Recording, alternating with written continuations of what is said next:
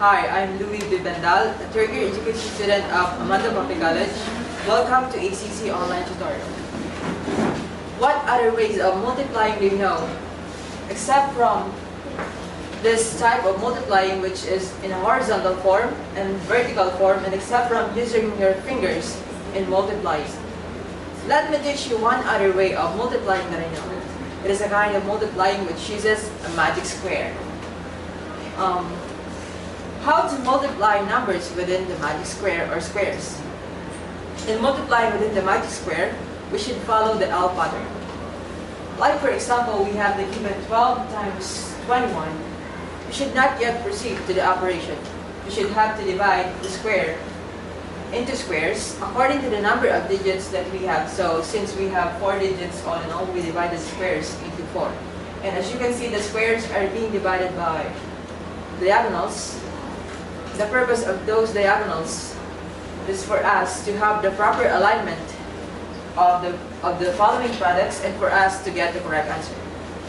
So if you multiply 1 times 1, the answer should be put in here. And if you multiply 2 times 2, the answer should be put in here also. So let's work on the first example. The given are 24 times 23. So the first term are placed at the top, and the second term is at the right side of the square. So let's do the operation. 2 times 3 is 6, and 2 times 2 is 4. 4 times 3 is 12, and 4 times 2 is 8. So since there's no other number, in line with 2, let's proceed to the addition. Let's bring down 2. 8 plus 1 plus 6 is 15, carry 1. Plus 0 plus 4 plus 0 is 5. And we bring down 0, so we have the final answer, 552. So let's proceed to the second example. The given are 432 times 23. So as you can see, we have 3 digits rather by 2. So we place the 3 digits at the top.